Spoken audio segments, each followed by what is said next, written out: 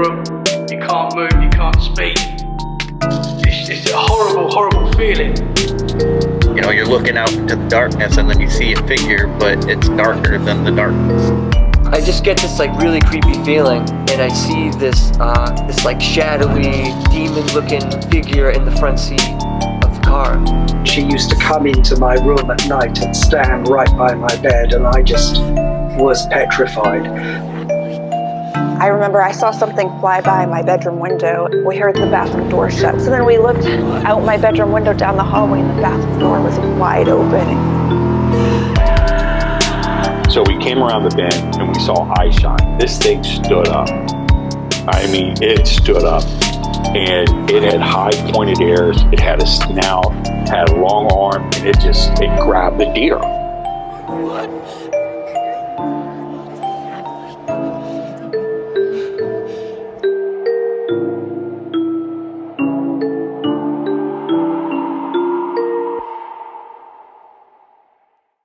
Okay, guys, I am excited to welcome to the show. We've got Outlaw, Matty, and Dick with us from the CounterCult Podcast. Guys, how are we? Great. Pretty fucking awesome, man. Doing well, brother. How are you? I'm good. I'm excited to have you guys. Tommy. Thank you. I'm excited to have you boys on the show. We're great. We're ready to talk some shit. Let's go. That's what we like. That's what we like. We're ready to get freaky. Yeah, absolutely. I don't think we ever take a break from that, dude. No. But by the time I'm done mixing the last week's podcast, it's time to go get freaky with somebody else. We enjoy it. We enjoy what we do, and that's why we do it, right? That's what it's all about. Once you get into this world, podcasting, whatever you're looking into, it is hard to switch off from it, isn't it? So I'm always in with the paranormal, like even if I'm not doing this or recording or whatever, I'm then watching programs on TV. I love it, man. I can't get away from it. Yeah. Well, the cool thing, like we got Matty down here. Matty, just recently, we just added Matty as a full-time co-host. We brought him on when we started the Patreon CounterCult Patreon channel, which was, we do a special episode twice a month on there called Raw and Uncircumcised. And we brought him on for that, and then here recently we brought him on full time as a full, as our co-host. And awesome. Matty's over in Oak Ridge, so that's an area with a lot of lore. Yeah, man. So where are you all from, guys? What parts are you guys from in the US? So I'm actually from Utah. I'm from northern Utah. I'm about 20 minutes north of Salt Lake City. So, Matty, you go ahead. All right. Yeah. I'm from Oak Ridge, Secret City. Matter of fact, I grew up in this area, and there is a lot of stuff around here, man. It's a strange place. But yeah, fun. We love it. And I'm actually from Southwest Virginia. Right over the hill from the Appalachian Intelligence guys. Oh, cool. So we actually, Outlaw and Matty and I, all three, we kind of represent three different areas of extreme paranormal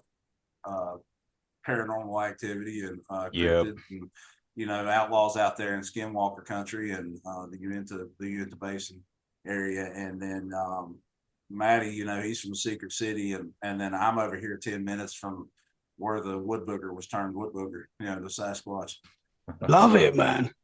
So you guys are all in the cool parts of the US. Yeah. Yeah. You could say that for sure, yeah. Yeah. There's not a lot that goes on here, and that's why I like it here. It's not big city life, that's for sure. We definitely see, it's not unheard of to walk outside and see a UFO it was, at one time. That's how I got into all this in 2020, seeing more triangles flying right over. And actually, I shared a video. I don't know if you got to see it, Tommy. I shared a video. It was a 1992 video of a woman talking about those triangles.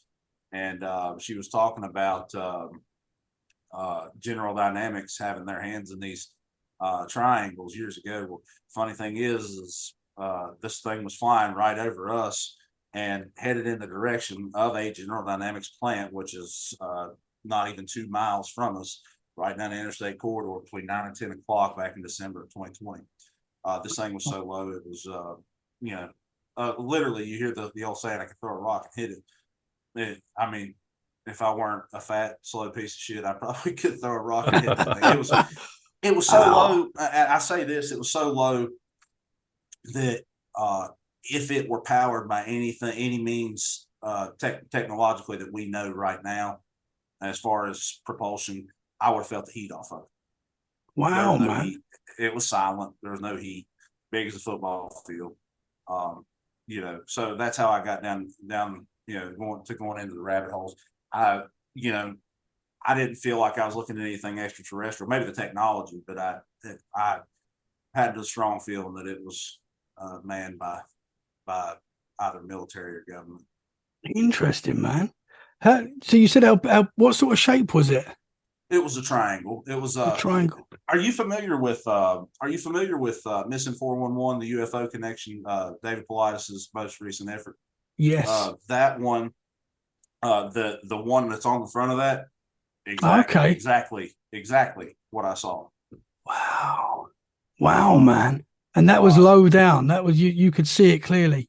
Dude, I'm telling you, man, like I work in, it's a 1-story plant, but now, I mean, we're talking about a machine shop, it's a plant, and it's, so 1 story is actually about 1.5, but this thing was about double the height of the building. I was actually leaned up against the wall, and I was on my phone, and I see a light come over me. I was getting ready to go back in from lunch break, and I see a light come over me. And I'm just thinking it's the guys, because at the time we were having construction on the front of the building. They were building new offices on the front of the building. And I'm thinking that one of the guys, because I work second shift, there's only 7 of us there. I'm thinking one of the guys got up on the roof with a flashlight and was, fucking with me. So I look up and I can't even get "you son of a bitch" out of my mouth. And I see this thing. It was low enough that, it's not between 9 and 10 o'clock at night. I think it was like 9:50 something.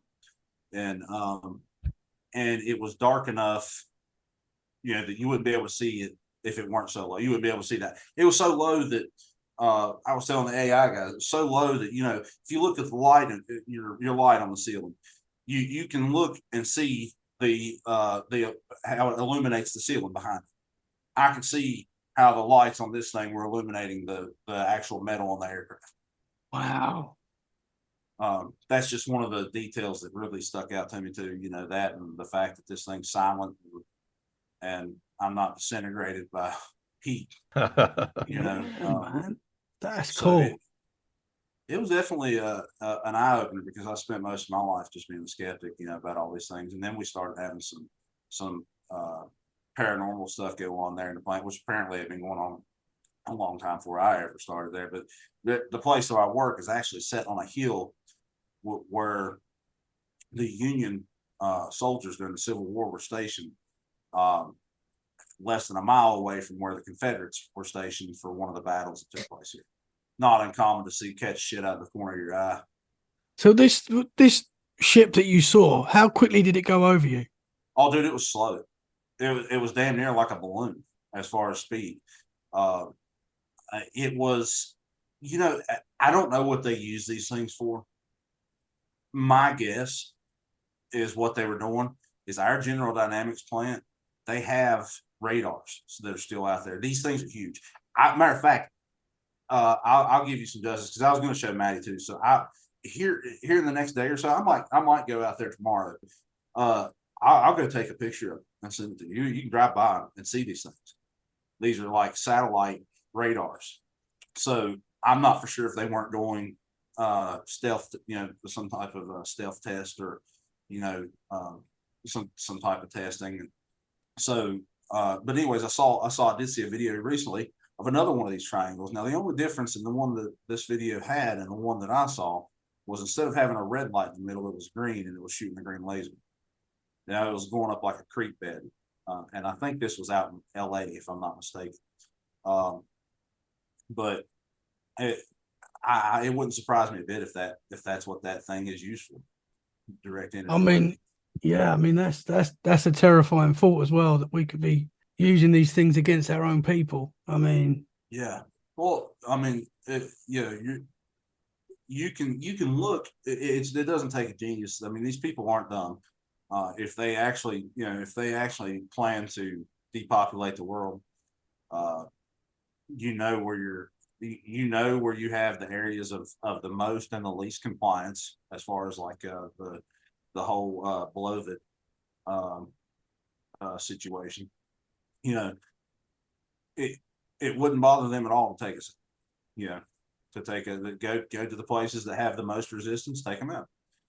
That's like the state I'm in, Virginia, that when they tried, we had a governor, we just elected a new one, but the previous governor tried to enforce some strict gun laws. And our sheriffs all across the state literally said, fuck no, we're not gonna force it. You can make the law, we're not gonna force it. You know, so, you know, when people stand up, that really makes them sour. You know, you can imagine.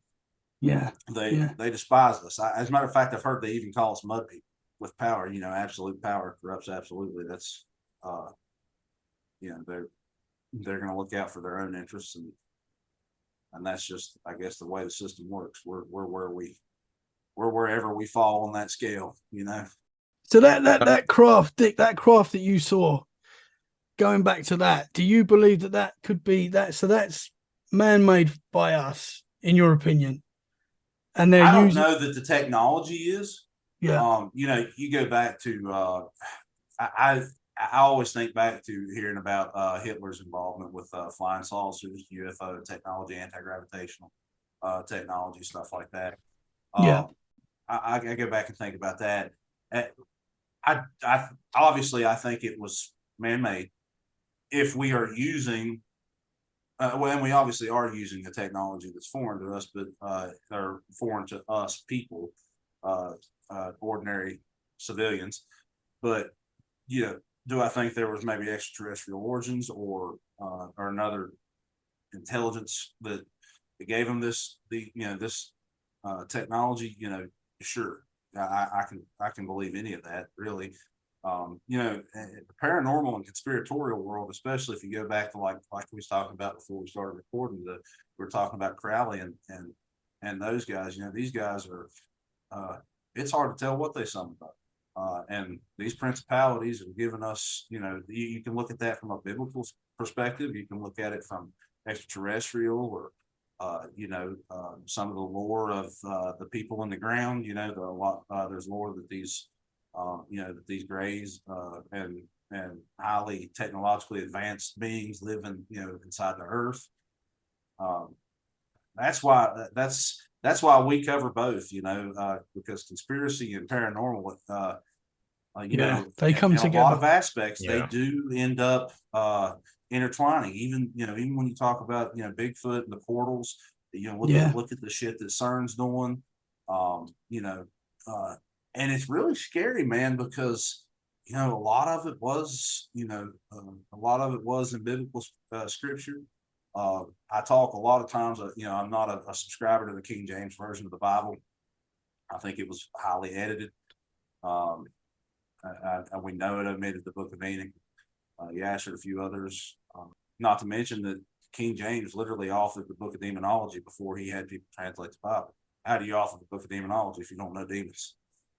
It's interesting, mate, because obviously this is a paranormal show, but as you said, you can't really cover the whole of paranormal without touching conspiracies, because the two are connected. They are. Whether you like it or not, you have to look. If you're going to explore paranormal, you've got to look at conspiracies as well, because they are, as you said, they're all connected. Yeah. Well, Matty, you can tell a little bit about that too, can't you?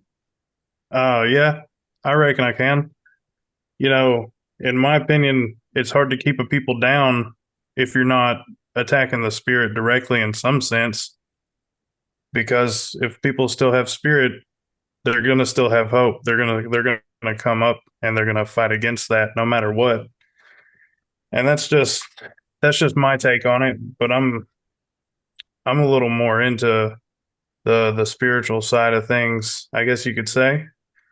I'm a polytheist is the easiest way to put that. So I believe in everything. It doesn't matter what anybody comes to me with, because in my mind, it's all there. It's all real, at least to some degree.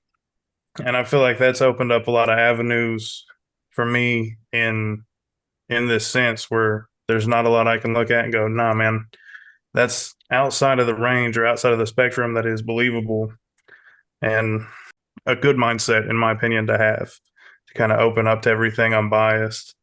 And in that practice, I've gotten to study a lot of things. I'm neck deep in Kabbalah study right now, looking into how that affects, because that's bled out of Judaism into all aspects of culture. Even of course Kubrick's films, you've got Kabbalistic symbolism in there.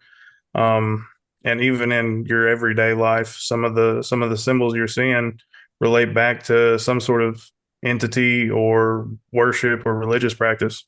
Yeah, man. Would you say at the moment we're in the middle of a spiritual battle? Yeah, for sure. I feel like it's just getting, something's coming to a head. I don't know what, but Yeah. you can feel it. Yeah. And it had some interesting dreams that were kind of just like observational things, just kind of peeking in to see, I guess, through my subconscious, maybe what's going on. And there are a couple other people in the vein of the spiritual stuff that I've reached out to that have had similar dreams, or dreams that kind of line up with those. So it's definitely been something that's been concerning. Yeah, man. JJ was speaking about that too, wasn't she, Matty? Yeah. In our Discord. Are you familiar with JJ Rose? Yeah, had JJ Rose on the show many times. Yeah, that's she's right. awesome. Yeah, you had her on before or after. I actually just listened to that episode too. Yeah. Awesome. JJ's we love awesome. JJ, yeah.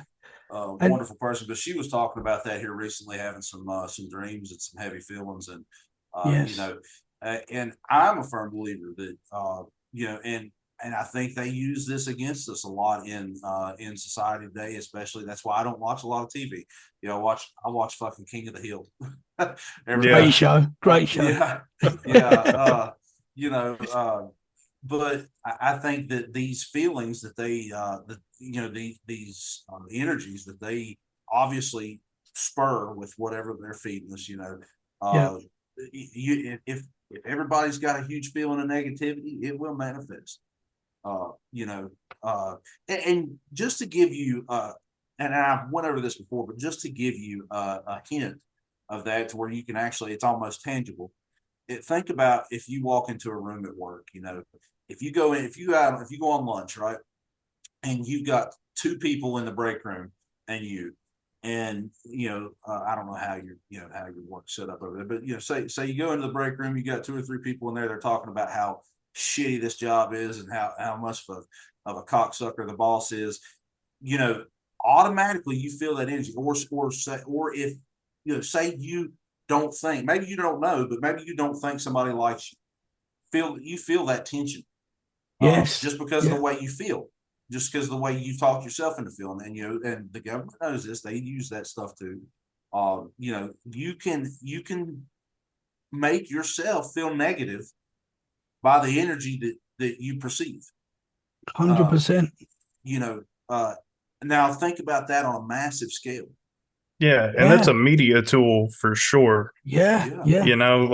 And honestly, I was talking to one of the guys in our Discord not too long ago about how some of my earliest spiritual ideas were only recognizable to me because of Hercules from Disney, right? And there's the exposure to that sort of thing has only really gotten worse. And I feel like, honestly, probably more negative in a sense, where it's just a constant bombardment of, demonology or sorcery or Solomonic magic. It's all over the place. I like supernatural, but I also realize that some of that may be just a invitation of sorts, not necessarily that's going to itself bring negativity into my life, but that if somebody goes into a practice only educated off what they see on a television screen instead of hitting the books and finding mentors or doing a necessary amount of research, things can reciprocate in many ways, and that's kind of my belief on how that stuff works. Is it's a cycle of reciprocation. What you give is what you get with Kinda like any some of the entity or creepypasta deity. stuff.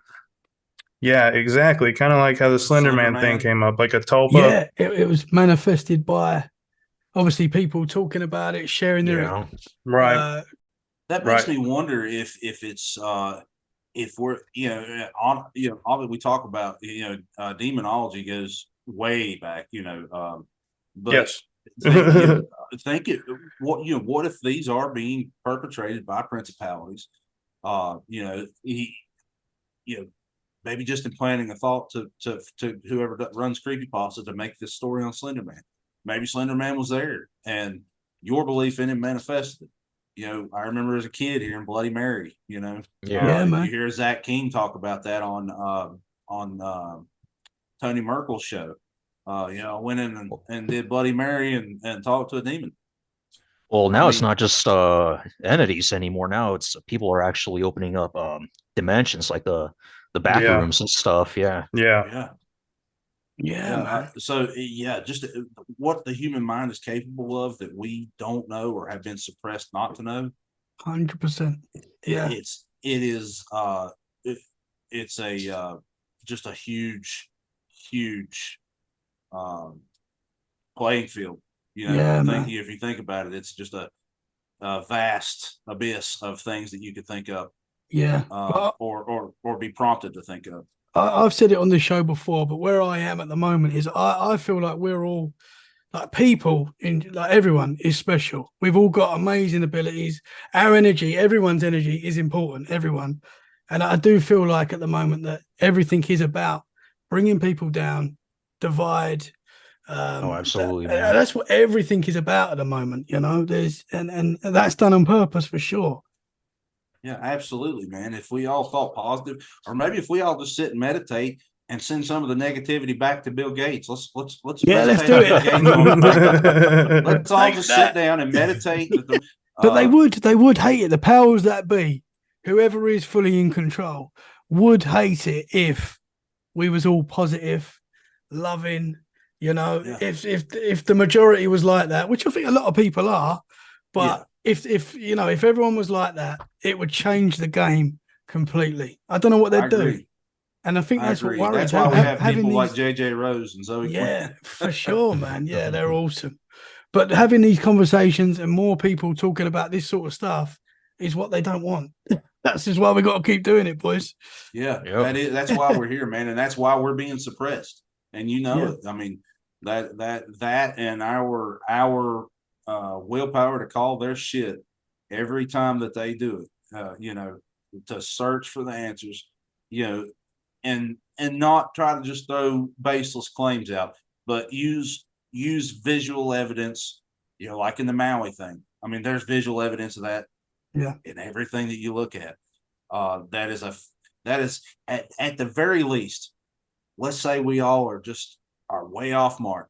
At the very least, that is shady fucking shit. I mean, if I weren't versed in the entire event that happened there, and I were just to go there on a trip and just be looking from a non-biased, uninformed, up to that point view, I could look at that and be like, some shady shit going on there. Yeah, man. But that's what we play a big role in it, Tommy. And the same with the paranormal, man. Calling out these principalities, finding out the truths. It's we've gotten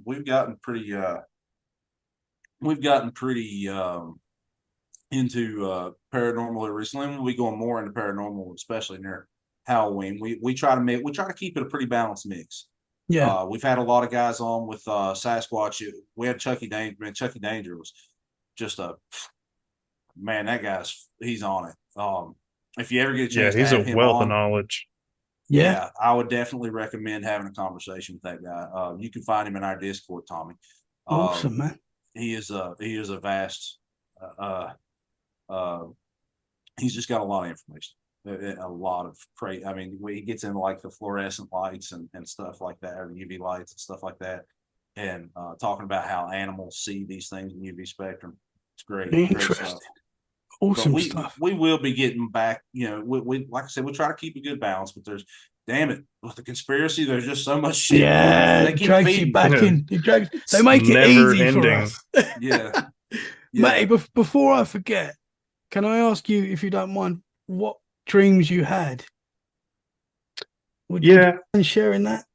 So I had just a couple of really, really odd ones initially that kind of were concerning, because I don't like dreams.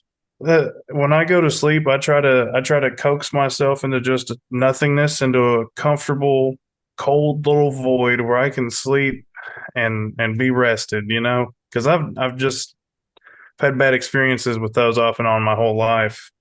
But the ones in particular that kind of spurred me to reach out to somebody with more experience than me was I wasn't even really asleep yet. I was almost in kind of a lucid state.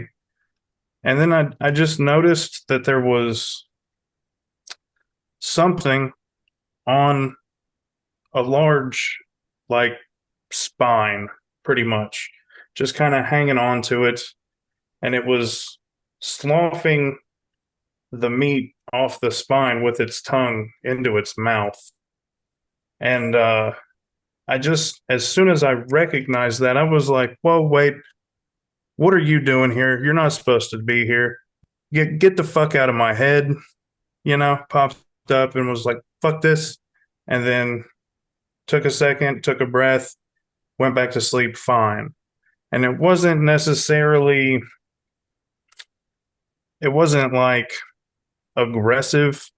It just felt like this thing had grabbed a hold of its dinner and was watching a YouTube video, like just kind of watching something while eating, just observation, just kind of blindly staring out. The second dream, there was kind of the same happenstance, except for instead of being void-like, I suddenly realized that I was in kind of like a beige place of some sort, which is not my usual sleep spot. And as I kind of came into like a semi-consciousness, there was a thing with its back turned towards me. And when I recognized that there was something there, it turned and it had like a leech for a face. And it didn't like charge me. It just kind of was like, fuck, you recognized me. And then I popped up again and was like, the fuck out of my head, please. I'm trying to sleep. And then same thing, kind of took a minute and readjusted and went back to sleep and was fine. So when you're having, does it feel like it doesn't feel like a normal dream? It feels like something's coming into your dream that shouldn't be there. Right. It's kind of one of those things where almost kind of similar response to like shadow figures, where, you're just kind of walking through your house and you turn around and real quick you're like, the fuck are you doing here thing? You kind of jump startle and go into fight or flight mode. It's kind of a similar response. And, again, it's one of those things that I don't think I would have picked up on if I didn't like typically sleep in absolute nothingness. I keep some crystals around the bed. Keep some salt around the bed. I make herb sachets, medicine, and I'll hang those around to kind of help protect me in my sleep and keep me safe in my little void there. So when unusual things like that happen, I guess I kind of get a little bit more of a response, and I kind of know more immediately, like, oh, this is what this is, instead of thinking it's just my sleep apnea. Yeah, man. It's good because we're very vulnerable, obviously, when we're sleeping and we're in that position. I've dealt with sleep paralysis and things like that myself, so it's Yeah. horrible, man.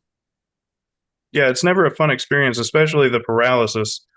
I've never been a big fan of that one, just being Nah. stuck there with something staring at you. Oh I don't man, know if yeah. you have I don't know if you get the entities or not, but that's probably the most uncomfortable part of it for me is like A, I feel like I'm going to choke to death, and B, there's just something over there staring at me that's not trying to help me at all.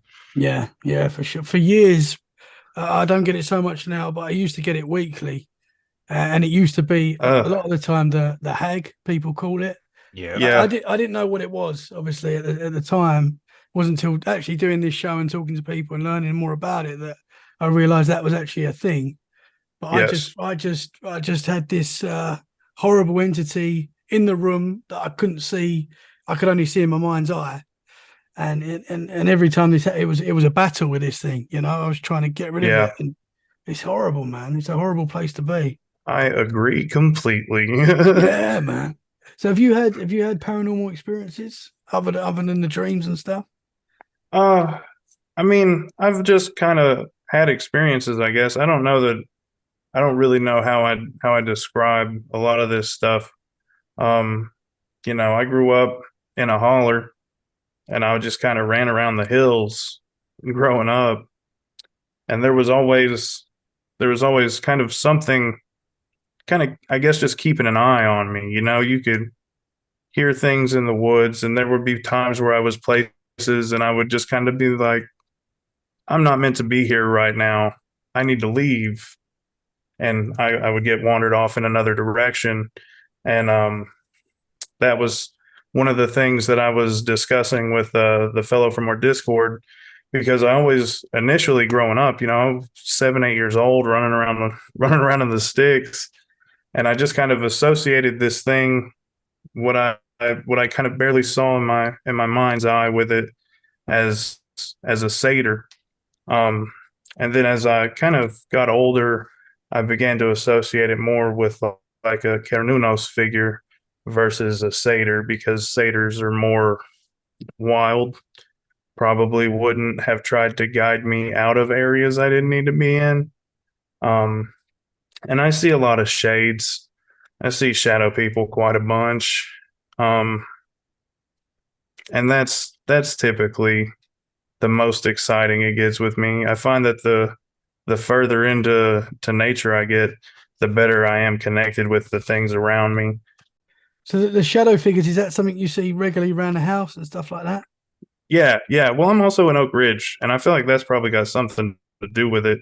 You know, all sorts of nonsense going on over there that's probably spurring on a lot of this stuff.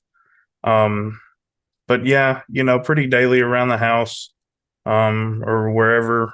If I'm at, a buddy's house or something like that, I may occasionally see something out of the corner of my eye. I may see something. Occasionally, I'll catch like a full head-on glimpse of just a shadow figure. It might be. Yeah. There have been a few times where they look like oddly shaped stick figures, and there have been times where they look like little hobgoblins, little vampire potbelly goblins, if you will. Yeah. And sometimes they look like cats or other animals. It's kind of a weird thing, because there have been times where I've been like, what is my cat doing? The cat knows better than to go in the kitchen. And then I walk around the corner and there's nothing there. So Yes. yeah, that's kind of a daily thing. It is what it is, I guess. I've just kind of gotten over it at this point. It used to really mess me up. There were times where, growing up especially, there's one instance that messed me up for a few years, because I woke up one night and there was what I remember looking like a bonfire of shadows, and there was a group of orange shadow things kind of just dancing around this thing. And so for years after that, I slept with my head under a pillow, fully wrapped with a blanket with just my nose poking out, my mom thinking I'd suffocated myself. And that went on until I was like into my teenage years, honestly. So what do you think I know this is a difficult question. What do you think these entities are in your I think situation? I think it varies. I think, you've got all sorts of spirits, Some of these things may be nefarious. Some of these things may just be taking a peek. It may be, I don't really know how to define them. I've never really felt anything super heavy negative from like what I see around just in my daily walk. But there are some things like the pit with the dancing demons is what I typically call that. That messed me up. That was some serious negativity there. But it's only in like random instances that I've ever felt anything explicitly negative. Um, there was a crossroads I grew up right next to, and if I was coming home after dark, I'd freak out. I couldn't deal with it. I would take foot trails off in the woods before I would cross that crossroads. I don't know. I always just got a really heavy feeling right there. And it was just an old holler crossroad with there wasn't any like, hey, stop your car here and turn your lights on type, urban legends around it. It was just old and there, and it gave me the heebs. So Interesting. I didn't fool with it. Yeah, man. That's a good segue. I wanted to talk to Tommy. We got somebody from the UK on here. UK, which I'm a musician, so is with and I listen to all kinds of music, but when it comes to instruments, I love the American amp sound, but I always loved the British guitar players and bands. They were always my favorite. Gilmore, Beck, Clapton, and all them. And it would be unfair to say it started over there, but it was more prominent over there. I think it started over here, like Matty was talking about the crossroads. In music, not in history. History probably definitely started over there, but you have the Robert Johnson at the Crossroads story, and then you get into Page and Zeppelin, and you get into that lore. These guys are dealing with principalities. Page has admitted, Stairway to Heaven was automatic writing. We've all heard it backwards. There's no denying that it says what it says backwards. It's fucking plain as day. The Beatles, love the Beatles, but same thing with the Beatles. Anything that ever came from Abbey Road, that's probably just as evil as the Crossroads. And the funny thing is, I've even heard evangelists, preachers, some into Catholicism, some just evangelists, talk about meeting the devil. I've heard people, even local here, that have dealt with him. I've got some stuff that I've dealt with, and I think once you get to the level they want you to be at, they will try to use you to, like I said, Page admitted to automatic writing. He was a big Crowley fan. I think he owns the old Crowley, or the old mansion of the place where The Boleskine Manor. Yeah, the manor. Yeah. Thank you, Matty. Yeah. So a lot of lore over there in the UK with the music, man. Yeah, man. Yeah. It's a story, and a good honorable mention. So my series come up. Go ahead. That always happens when. Oh, sorry, guys. Oh, it's okay. Can you hear me? You're good, dude. My series just went crazy then.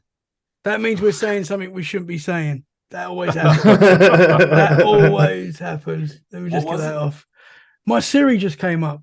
Every now and again it happens. It's normally when we're talking about demons, the Siri comes up. Yeah. It's a good sign. Is one. Seriously. You started talking about very something. probably. Where you guys gone? There you go. Well, I remember when Alexa used to wake people up at 3 a.m. with that eerie, creepy witch laugh that sounded like Hillary Clinton. Oh, wow. That's creepier. That's creepier than any witch. That's why I switched my Alexa off. She's not staying on. No way. Yeah. Wow, man. Yeah, nice. I've heard here recently somebody talking about they're advertising to us in our sleep through these cell phones now, the 5G and stuff. Yeah. But back to the music, man. They're like you guys' music, man. It's it's steeped in that stuff. It does. You hear, obviously, with a lot of these music stars that are like would say the top, like the top, that a lot of them have like a backstory that's sort of connected with, I don't know, selling their soul or whatever, it's with some fuckery it's somewhere. interest. Yeah, for sure. Like all of them, really, like all the top, Jay-Z. We can say about him. All of them, really. Yeah. Well, and all the elites there, man. It's kind of like the whole QAnon thing, man. It may have been a psyop, but at the end of the day, there were the emails. They were talking about spirit cooking. They were talking about cheese pizzas. Child pedo sicko shit. So no matter how deep the conspiracy got, that may not have lined up with what actually was happening. There was some fucking shady shit going on there. It without a doubt. I mean, and these people are, especially you get to talking about Rosicrucians. A lot of them are Rosicrucians, Freemasonry. We were talking about Freemasonry, and I told you I'd mentioned that. We were talking about before you started recording. Like even on the local level, you've got prominent businessmen around here. Just on a little local level, you've got law enforcement, prosecutors, and judges that are all Freemasons. Man, how does that make somebody who's not a Freemason feel, who's had a negative interaction with that, having to go through that type of justice system? These people are into some weird shit, man. Yeah, man. You said you had some experiences. Can you share with us what you had to deal with in the music industry? Well, Matty and Outlaw are they're aware of it. We've talked about it. It's not something I really wanted to talk about a lot until here recently.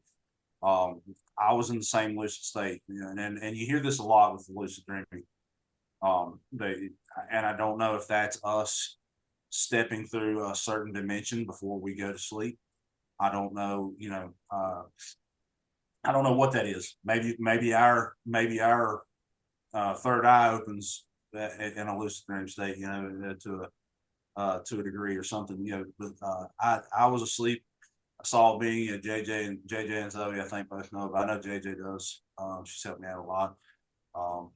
So I was approached by this, what I'm gonna call a demon, more like as we've come to term it, more like an Anubis, dog man type entity that came to me, scared me to death. But the funny thing was when it realized that I was startled, it instantly changed its appearance to a robed figure. I don't want to get too far into it. I don't think it likes me talking about it. But there was an agreement, and I was asleep, and there was an agreement that whether or not that's it's real or it was just a nothing more than a lucid dream. I've never had this happen before. I've never been in a lucid state like that. I can't ever recall being in one going into sleep. As a matter of fact, it's the first time that I realized what people were talking about with the lucid dreaming and where they can go. So did you feel like you wasn't in a dream state at the time? Did it feel real? No, it felt super real. I was. The funny thing was, Tommy, I was exhausted. I laid down in my son's bedroom. My son was still awake. They were doing it.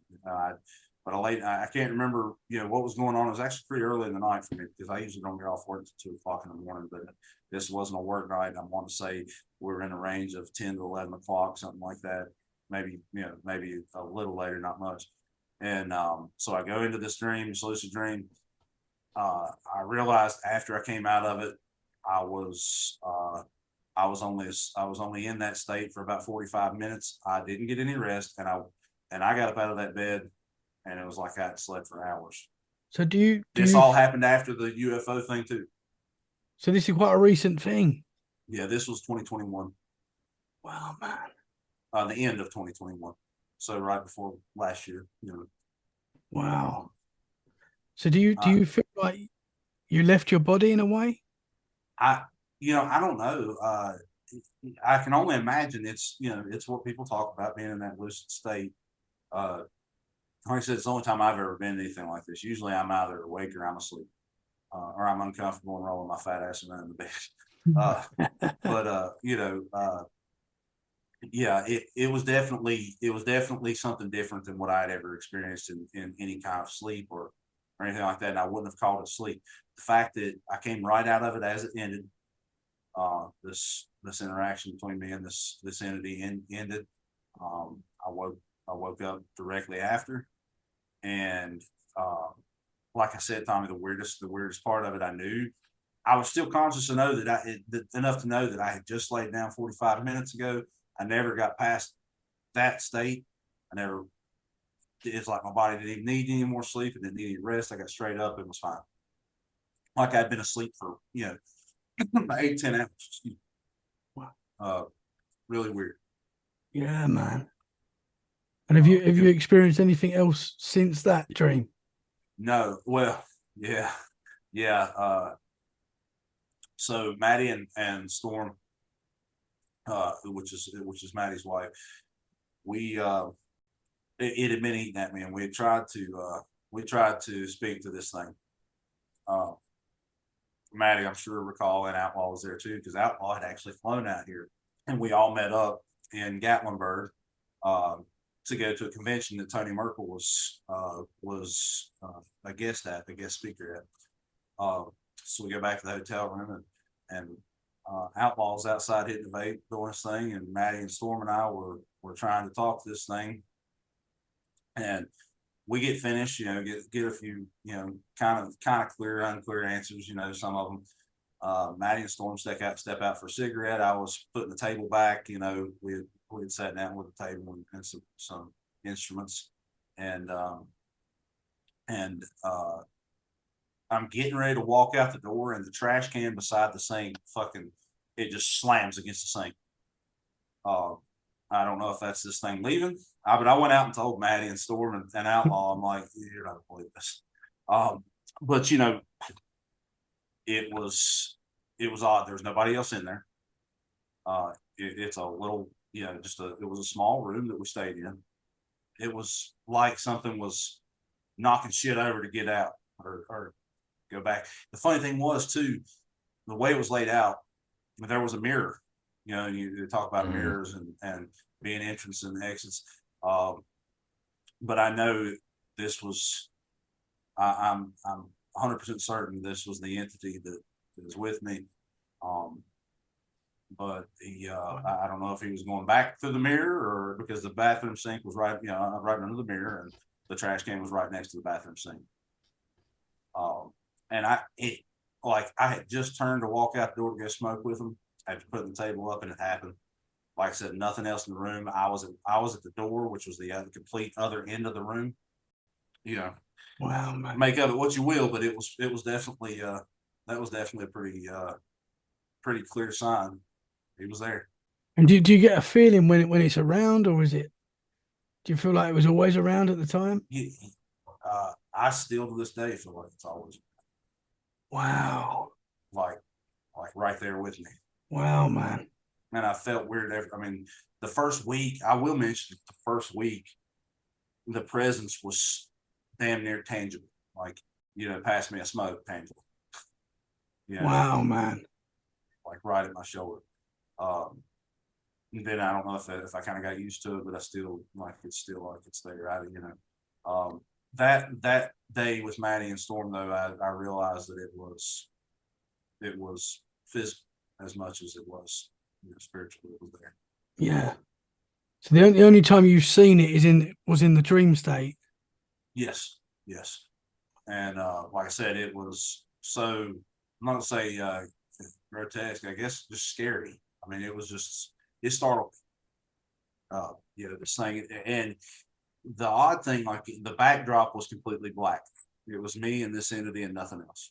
No background, no floor, no ceiling. Wow. Complete darkness. Just so if you've seen Stranger Things, like when 11 goes to the, I can't remember what it's called, but when Upside down. in the Upside Down. Yeah, that's it. And it's just all black. And I think that she's going somewhere in her mind or something. Was it like that? That sort of thing? Kind of, but like I said, there wasn't even the darkness was nothing. Like it was just dark. It was black. It was just. It's like, yeah, it's like you can imagine just going into a black room or into the walls are painted black, the floor is black, the ceiling's black, and you shut the door and there's no light. But I could see the being, the entity. Yeah. And it's like we were sitting there talking, but everything else was complete black. Like we're almost in an abyss or a void. In a void. Yeah. State.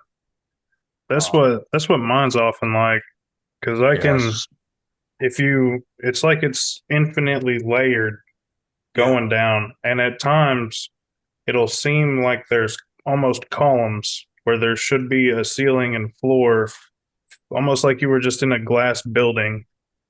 Yeah, that you're right, Matty. That's exactly what it was like. It was complete darkness above, below, and 360 degrees around me. And I was standing there, but there was nothing under me, nothing above me, nothing around me, or it, just it in front of me. No, nothing else. No backdrop, no scenery. No, I wasn't in a place. I was in nothing. I was in a complete void area. Hey, Dick. Another possible. Yeah, go ahead. I don't think I've asked you this before, but out of curiosity, do you remember what it felt like as you drifted into that state? No.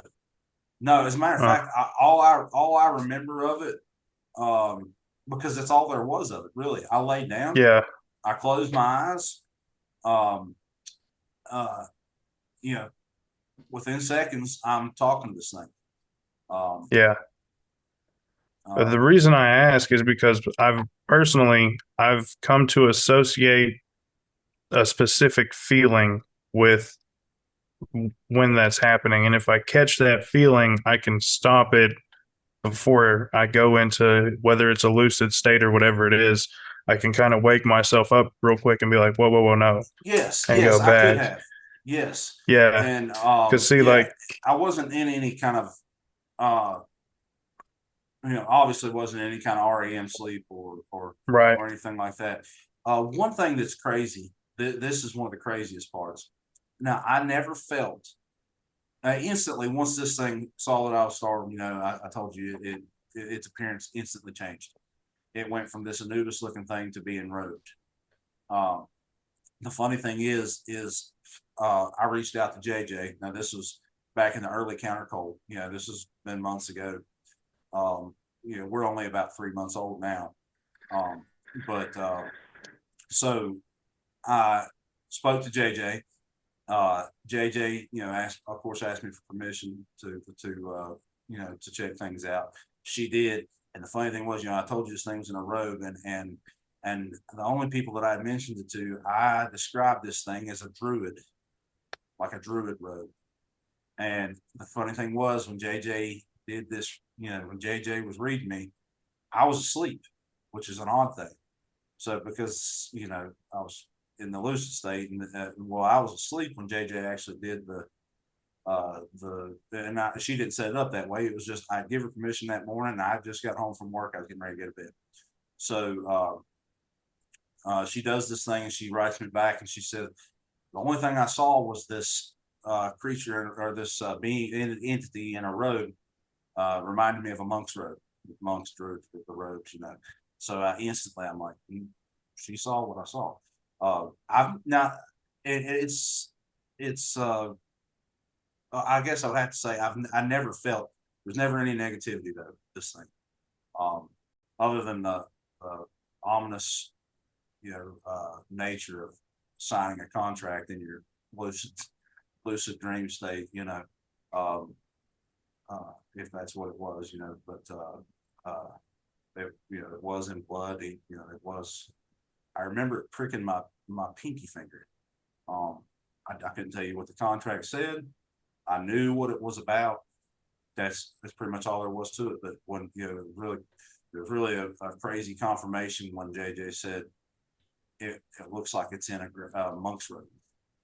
I'm Wow. like, yeah, that's the Druid Road that I remember seeing the instant that this thing saw that I was startled by its appearance.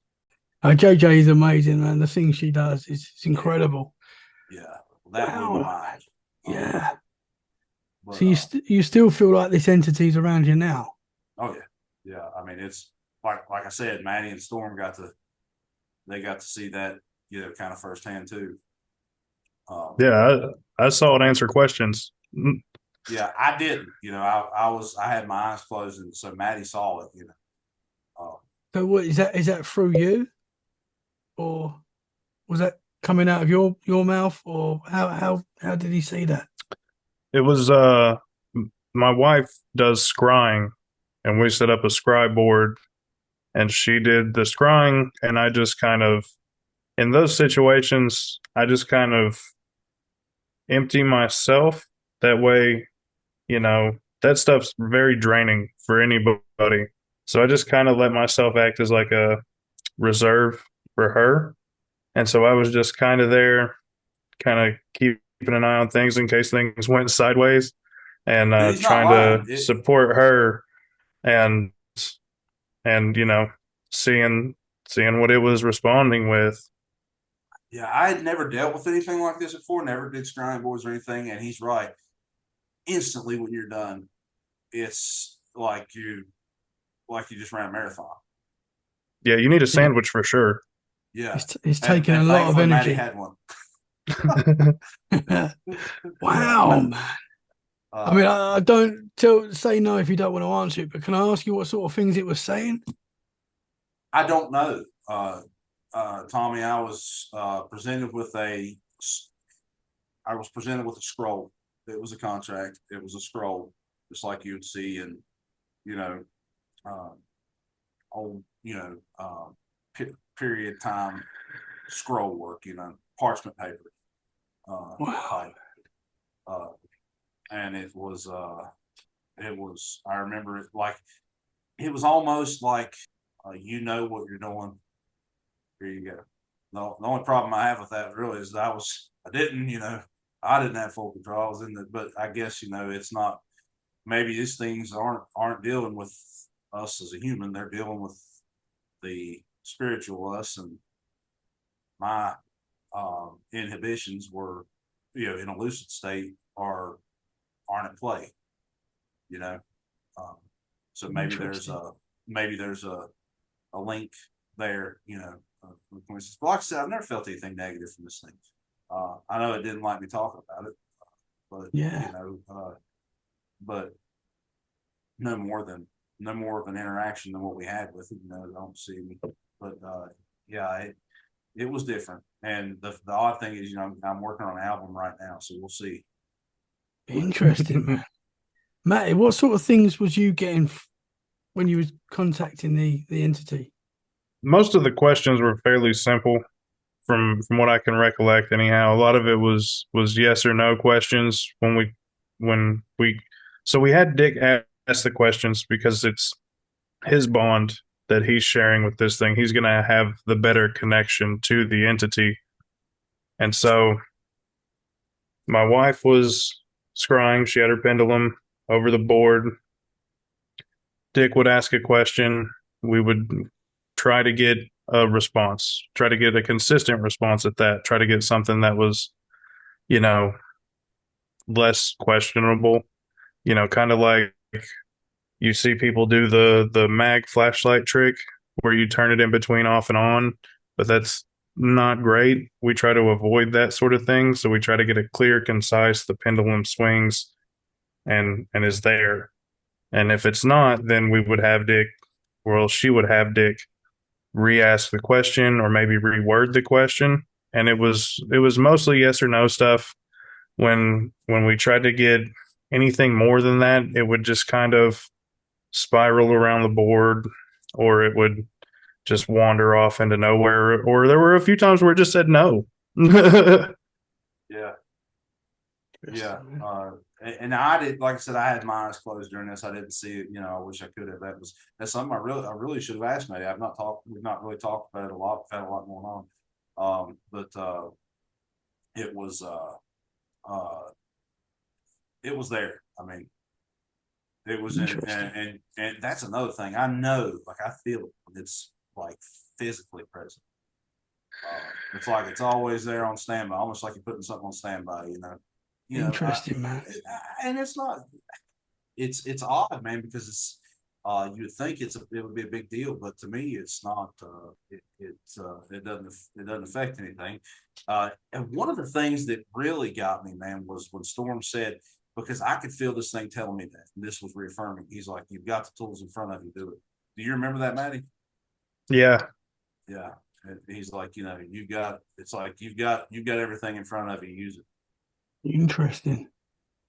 And you think it could be connected to the new album that you're writing? Yeah. Well, and this is the only album that I've read. I've played for many, many years, a lot of bluegrass, a lot of rock, stuff like that. Interesting. Never to the extent that I do now. I got into music theory and got really proficient when sober. You've playing got, what I want to play. You're gonna have to play the songs in reverse and see what comes out. we'll see what we'll see what comes out. See what you got there, man. Because yeah, that's interesting stuff. That's a big thing over there too, isn't it? The backwards. The backwards. It's a lot another song, but it's that's weird, man. Yeah. And just a side note, the backwards thing comes from Crowley as well. In one of his books, he says that a magician must be able to write backwards, read backwards, and even listen to their phonograph backwards. Wow. Yeah. Wow, man. Yeah, because you hear some of these songs, that massive songs, when you play it backwards, and it's another song, man, and it's when you go to the most prominent one, which in my this is just subjective, but my opinion would be Stairway to Heaven. When you listen to Stairway to Heaven backwards, it has its own rhythm, it has its own little melodic, it's an A minor, it's got its own melodic sad riff to it. And that whole record, if I'm not mistaken, that's Zeppelin 4, right? So that whole record they wrote while in the Boleskine Manor, named after a demon, right? And then the movie, the film, the song remains the same. You can see the Boleskine Manor in the shot where they're climbing up the mountainside thing there to the hermit. And then you look at the significance of the light bringer and all that, the hermit. There's a lot of meaning there, that a lot of subliminal meaning there that a lot of people don't take into account when you listen to it. But like I said, the album's named after a very infamous demon, anyways. Very infamous. A lot of people won't even say his name. Freaky but interesting. That's what we like. Yeah, we get a little freaky for you, Tommy. I love that, man. But we delve into all of it, man. The conspiracy, the paranormal, and we try to tie the links together.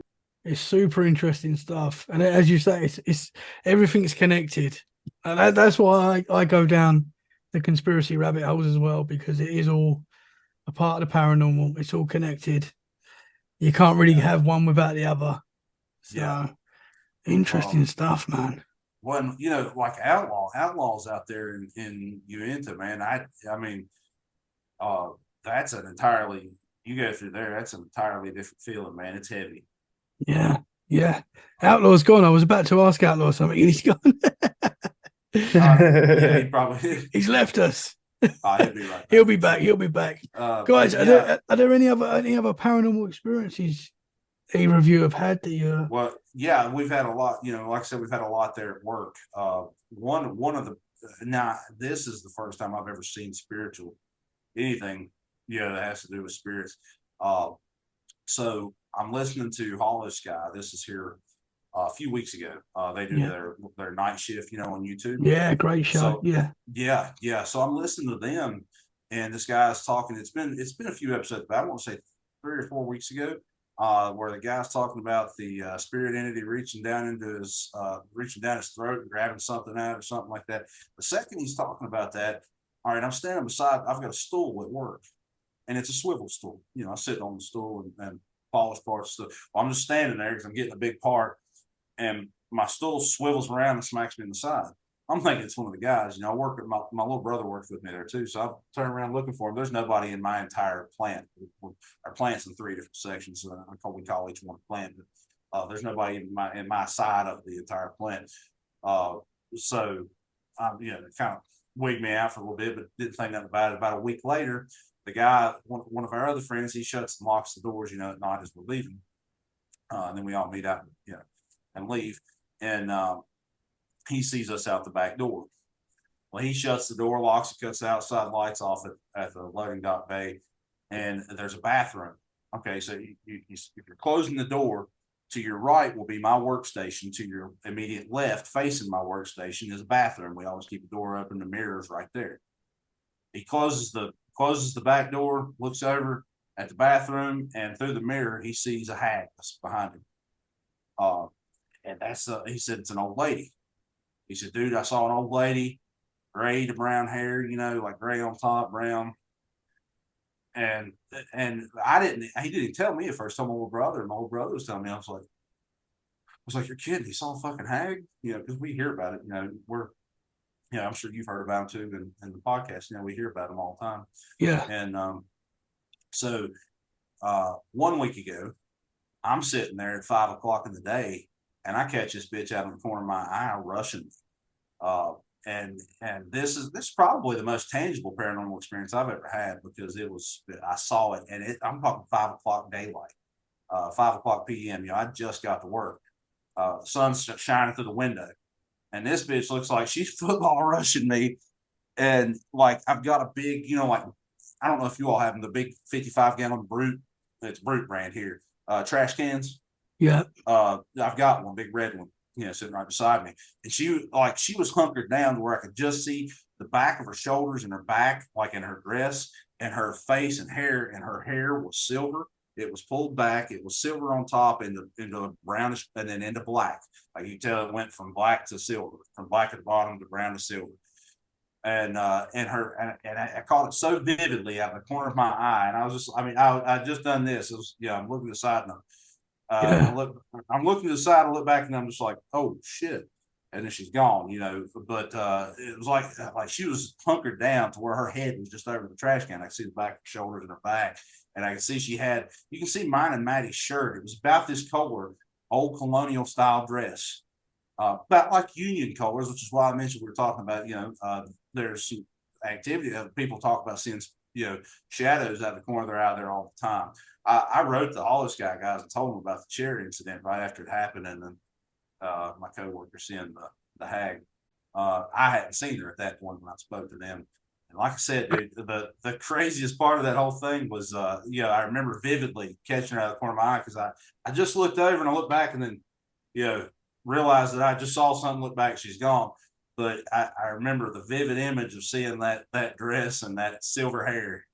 Yeah, man. I'm sure I've not seen the last of her, but you know, especially when you talk about places with the American Civil War, Gettysburg. If you've seen some of those videos, I mean, it's, you know, there's definitely some energy going on there, man. And you know, like I said, this hill where our plant's at is supposedly where the Union soldiers were stationed for that battle, and you can actually see to the hill across the interstate, which is where the Confederates were. So there's a lot of energy there, man, for sure. Oh yeah. This the lady that you saw, was she full bodied, or was it see through? Yeah, I couldn't see anything else because she's hunkered almost like football rushing me, you know, like just come up from 3-point stance. And I'm seeing over my trash can, and her, like, has her head, the dress and everything. It was pretty crazy. I mean, dude, after the past 3 years that I've had, and everybody in the world's experienced, I just take it with a grain of salt. It's So before the 3 years, for your first experience when you saw the craft, you had no other experiences? No, never. Wow. Nothing. Interesting. And you know, Tommy, if you think about it, we were talking about energy. We were talking about paranormal. We were talking, you know, these paranormal energies, these energies that manifest. You know, look what happened in 2020. Yeah. Shit got real deep real quick, conspiracy, paranormal, all of it. So it wouldn't surprise me if all this is being spurred by that, but it's across the board. There were, us and you will never run out of work after all this. So there's so many people to interview now. Everybody's seen shit. Yeah, for sure. Yeah. It does seem like that. Everyone, even people that are not particularly interested in the paranormal, or some people say they've not had an experience, and then you'll ask them and they'll tell you some mad story. And I'm like, that is a paranormal experience. So many people do that. Especially old farmers. You get old farmers around here. They'll tell you they don't believe it's paranormal, but hey, this is what I saw. Yeah. Like, well, what do you think it was, buddy? Did you eat some bad weed? You get some ergot going there? I was at a wedding the other day, and I was talking to one of my good friends, and we've not really spoken about paranormal stuff before, but we was talking about the show and stuff like that. And I asked him, like, what's your thoughts on the paranormal? And he was like, I don't believe any of it, mate. Like, to be honest. And I was like, okay. I did see a lady in my room though when I was a kid, and I was like, well, how can you not believe it, man? You saw a ghost lady in your room, and you still don't believe it. So some people just won't have it. They'll have an experience, and they still, won't have it that it was paranormal. And it might not be paranormal, but to completely dismiss it, I find it interesting. Yeah, it's nuts, man. It's everybody's seeing it, and of course, like you said, you're gonna have people that don't subscribe to that sort of thing. Outlaw, you'd stepped out. We were talking about. I was telling him, I remember driving truck through your area, man. You get in your area, you can feel it heavy. Yeah, there's I know everybody focuses on Skinwalker Ranch over here, but honestly, man, it's this entire state over here that there's something about it. I mean, it's not just Skinwalker Ranch. As Tony Merkel calls it, this is the land of the fallen entities, or land of the fallen angels, whatever you want to call it. There's definitely something here. There's a reason why the Mormons back in the 1800s came over here. I think they were trying to follow some sort of energy, and here there's nothing other than desert and forest and mountain. People compare it to a little miniature Afghanistan. I mean, this is how desolate it is out here. But there's, if you were to look at things here with your spiritual eyes, there would definitely be something here worth seeing. And honestly, man, like I said, it's just supercharged with energy, good and bad. Think of that what you will, but I remember driving truck through there when I was 21, and you can just really, when you get west of Wyoming, you can really feel it until you get all the way to the East Coast. Then you just feel fucking stupid. But you just feel a bunch of liberal ideology taking over. But it's really though, you really can, man. You can feel it. Same thing around here when you go to certain places, man. Like he was talking about his, the Uintas, like that whole area out there, Salt Lake and everything, is like like the land of fallen angels. And here like the Appalachian intelligence guys talk, it's like this is they call this the land of the old gods. Yeah. The Appalachians, a lot of places in America that more so than not, that aren't city. They're not. They may have a city in them, but like once you get out, there's a lot of area that is just I'm not gonna say it's uncharted. People live there, people have been there, but it's you get out of these areas where not a lot of people live. There's a lot of crazy shit that goes on. Yeah. Well, and look at the common factor too, man. It's always not always, but most of the time, 90% of the time, it's the high places like mountainous or high hills. And even going back to the biblical times, or even before that, people would always build their temples or places of worship on high places, because that's where the veil is the thinnest. Outlaw, how far are you away from Skinwalker Ranch? I'm about 2.5, 3 hours away from it. Okay. Have you been there? I have not, but there's actually a place here that's probably about 5 or 10 minutes away. Um, I know some not private investigators, but paranormal investigators checked that out, including Sack Baggins. What's it called? Case crossing or a case cross. So the lore behind that is a polygamous farmer. I don't know what happened to him. Killed his family, and they built a cross in that hollow there. And anyway, apparently that place it's supercharged with bad energy. That you can see dogmen there, you can see other entities there, and just other sorts of specters and whatnot, But yeah, it's just like I said, it's not just Skinwalker Ranch. It's if you want to find this stuff, you'll find it here, and not just Skinwalker Ranch. It's this entire state for some reason. Yeah, you hear that? If you I've heard a lot of people say that. Yeah, if you look for it, you'll find it. Yeah, man. I need to get over there. I mean, it's scary. It freaks me out, but I find it so fascinating. Have you had any experiences, Outlaw, with the paranormal? Oh yeah, absolutely, man. Growing up, so my parents are from Mexico, and I lived in Mexico for 4 years as well, and grew up there as an early childhood there, and we lived in this haunted house there. It was actually before my parents moved in there. It was actually owned by a witch, and Wow. yeah, so there was always paranormal activity there. From things like the guitar playing by itself at night, or seeing entities there, even the lechusa, or aka the screech owl. I don't know if you guys are familiar with that. I know Dick and Matty are, so aka man. Lilith. Yeah, so and one of the most significant things that happened to me here in Utah, this actually happened not that long ago, probably 2 years ago. So I was working at this apartment complex, and I was a maintenance worker there. And I remember getting this work request to renovate this or not complex, but apartment unit. The previous tenants there, they just completely obliterated the thing. It looked like a hurricane just went through this apartment unit. And and I told Dick this story.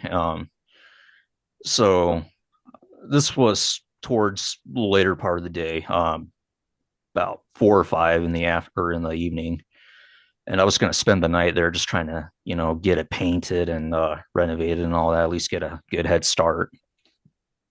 So I go into this unit and I start prepping my area, getting it ready for paint, as a painter would. And so I go into this specific bedroom, and man, that's where shit gets real. So I go into this specific bedroom, I should say, and like immediately I just start feeling physically drained. Then I look over to my right, and I see this pixelated shadow man. Get that? Then, yeah, I know it sounds crazy, but shit, it happened. It's and like even to this day, man, I still haven't told very many people, just because of how crazy it is. Nobody sees a pixelated shadow man. I don't think there's too many accounts of it out there. But again, so I see this pixelated shadow man, and immediately I freeze, like it's trying to paralyze me, or and it gets even crazier than that. The longer I'm staying frozen, the longer this thing is freezing me, it starts taking my appearance. Yeah, I know. Wow. Fucking skinwalker mimics. Yeah, I don't know what it was, man. Like I said, the best thing I can describe it was pixelated shadow man. And I'm just here frozen. Then the longer I stay frozen, it starts taking my appearance. Then at the same time, I start feeling like like I'm having an out of body experience while I'm awake, while I'm lucid, while I'm staring at this thing. And man, like I just start, I've dealt with some spiritual warfare in my life before, but never to the strangeness of this, never to the degree of something like this. Um, so I start, I don't know if you guys are, I'm not going to preach here, but whenever I experience a level of spiritual warfare, I always start reciting the Psalms in my mind or out loud. But again, I'm frozen here. And so I have to start reciting the Psalms in my mind. And that gives me just enough of a break from this thing. It gets me free of the grasp of this thing that's paralyzing me.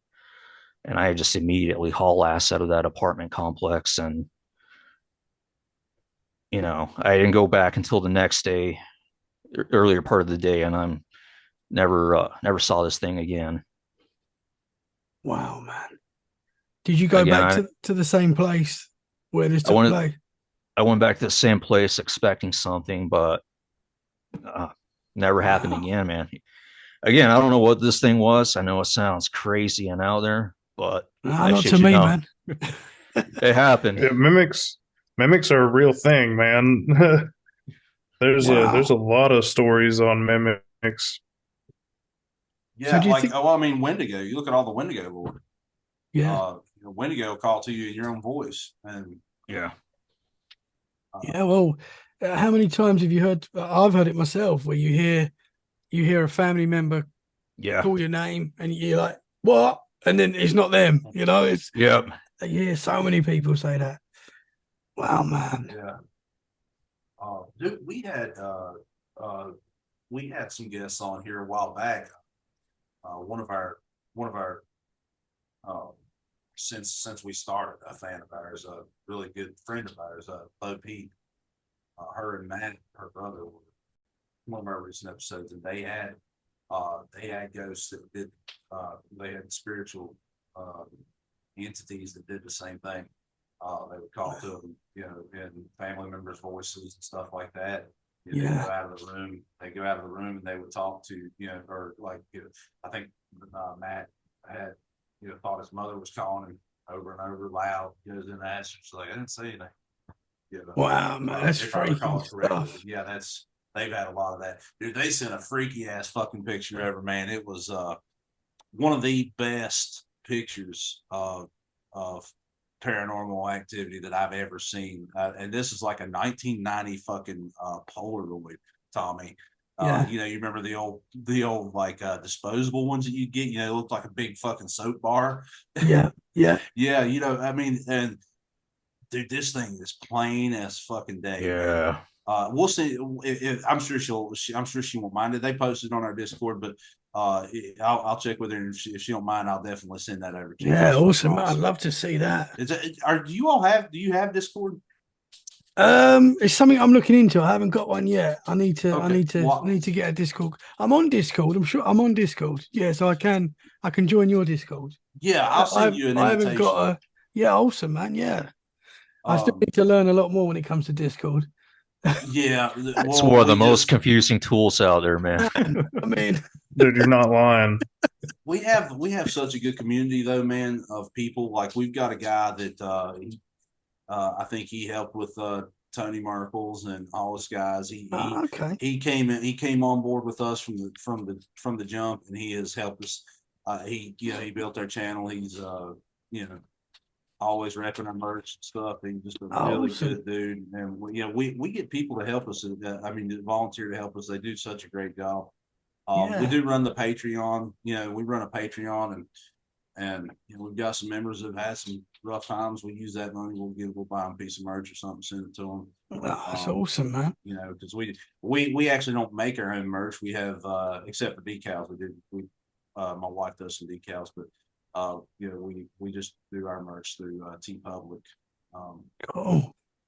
So I'll share all the links as well in the show description. So if people yeah, want your merch, they can go there. Yeah, for sure, man. Yeah, I'll share it with you. We appreciate it. Like I said, I'm about to drop a Bill Gates design. Oh, I like it. I like hopefully, it. Hopefully tonight that says CounterCult says fuck this guy. So awesome, man. we do have some pretty cool shit on there. We'll be checking that out for sure. But, Outlaw, I've got to ask Outlaw before I forget the questions. I've still got so many questions about your experience. I'm sorry. Dude, we're free. Have we still got time? We've got time. Yeah. We're nearly at 2 hours, but we'll keep going if that's okay. Oh, absolutely. Hey, I'm here for it.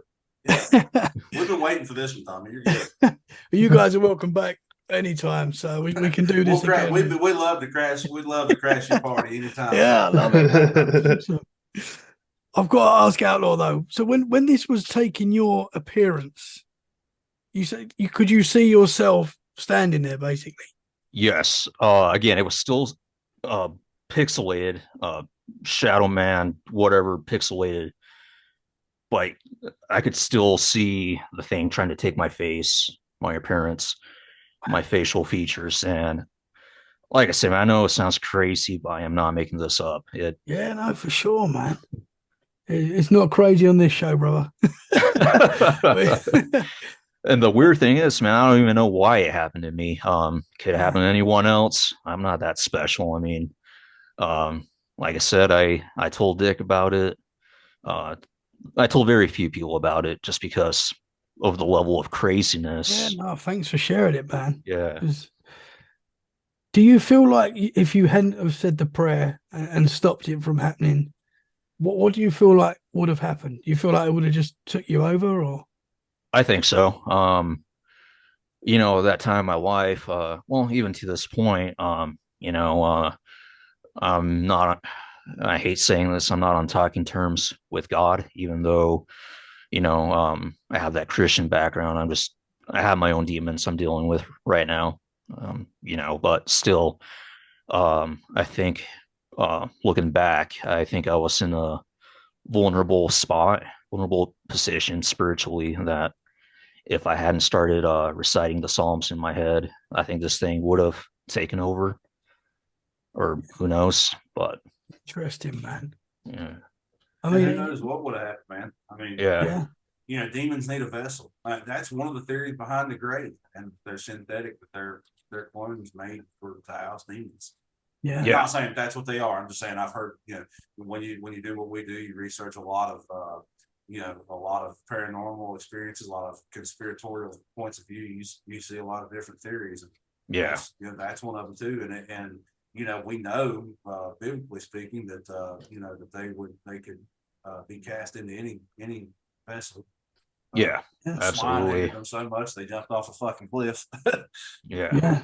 Yeah, man. But that being said, too, about the entities, man, like kind of like with mine, that I deal with, I think it's kind of like people, man. You've got good people, you've got neutral people, and you've got really shitty people.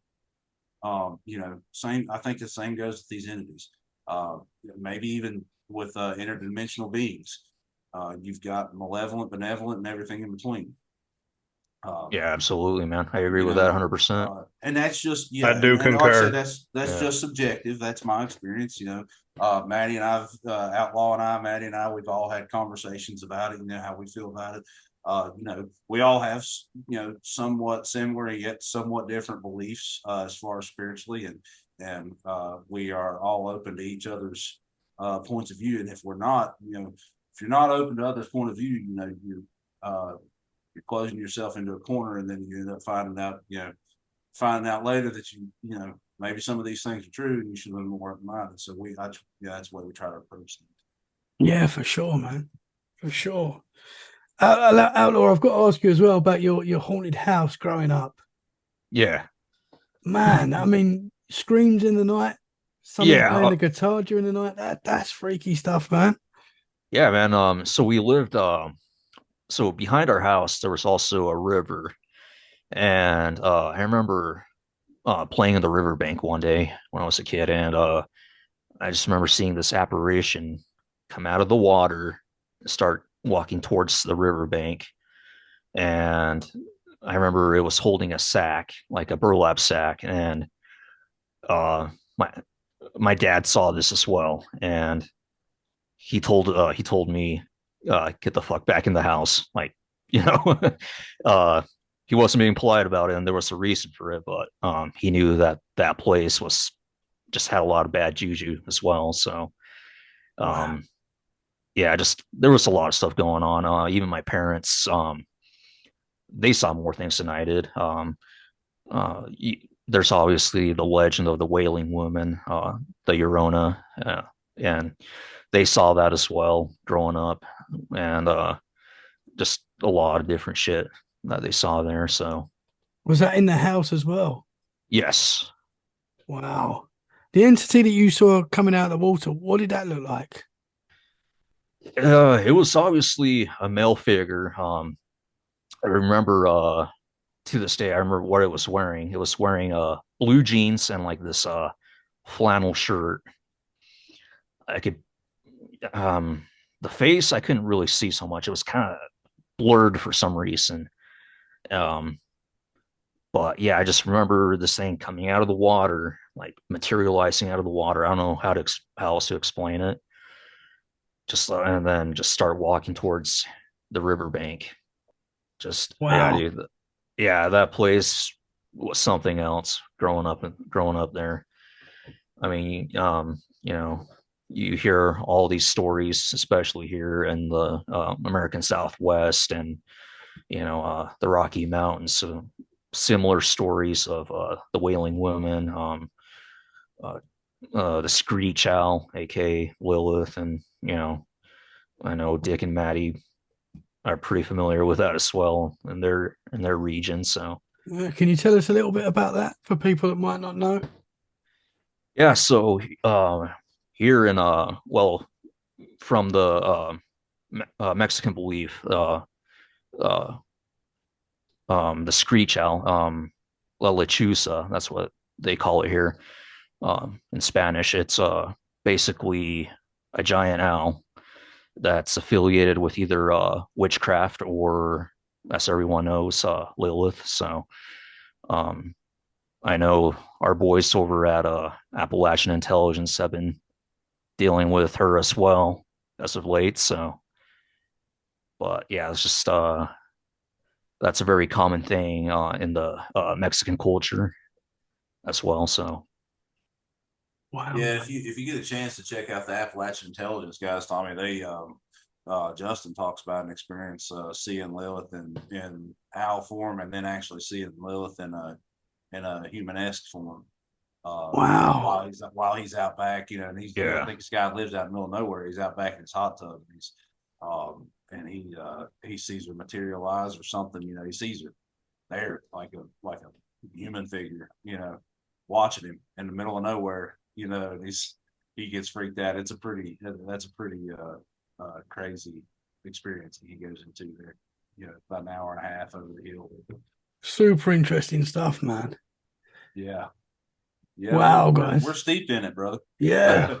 I Well, feel like you've had guests on here from the Smokies and from the Great Smoky Yeah. Mountains, on your podcast, and then, this area, Outlaws area, we're definitely steeped in paranormal activity and lore. yeah, man. And I love it. Yeah. we'll definitely keep in touch and keep you posted, man. Yeah, man. Like I It's said, we'd love super to crash it interesting. for you anytime, man. Yeah, I feel like we could probably do another 2 hours. Yeah. We Easily. better wrap it up. Yeah. Guys, I've absolutely loved having you on the show. We've hit on a lot of awesome subjects today. Thank you so much, man. It's been an absolute pleasure, and you're all welcome back anytime. Thank you so much. Thank you, Tommy. man. We appreciate thanks, it, man. Appreciate it. Yeah, it's been a blast. Yes, man. Can you tell the listeners where they can find you guys? Yeah, absolutely. We are, of course, CounterCult Podcast on Facebook, Instagram, CounterCult.podcast. You can find us. You can find. We'll send Tommy. We'll send you the links for the Discord. And you can also find us on Spotify and Apple, CounterCult Podcast. You can find our merch on tpublic.com. We got a lot of conspiracy and paranormal cool shit on there. And then of course you can always email us at countercult.podcast@gmail.com. Let us hear those experiences and stuff, and just shout us out if you want to give us some love, give us some hate, whatever, Either way, it's love. We don't care. Just listen to us. It's fine. Just talk about it. It's attention either way, so we'll take it. Yeah. Gentlemen, thank you so much, guys. And hopefully this is the first of many conversations we're going to have together. And I look forward to having you back on soon. Absolutely, Tommy. We love your content Absolutely. too, man. Thank you. We Hell yeah, really brother. appreciate you having us on, man. Oh, thank you very much, guys. I appreciate you coming on, and keep up the great work. And we'll see you soon. Yes, sir. We'll certainly try. Absolutely.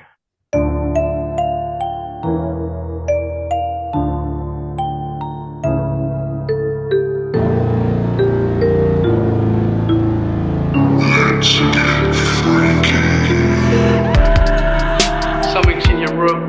You can't move. You can't speak. It's a horrible, horrible feeling.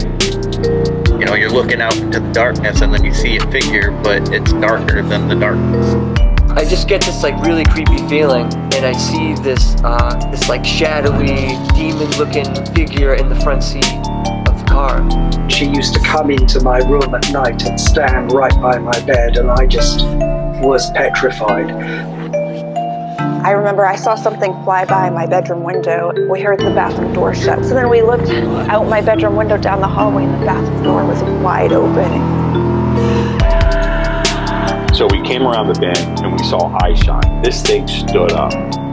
I mean, it stood up, and it had high pointed ears. It had a snout, had a long arm, and it grabbed the deer.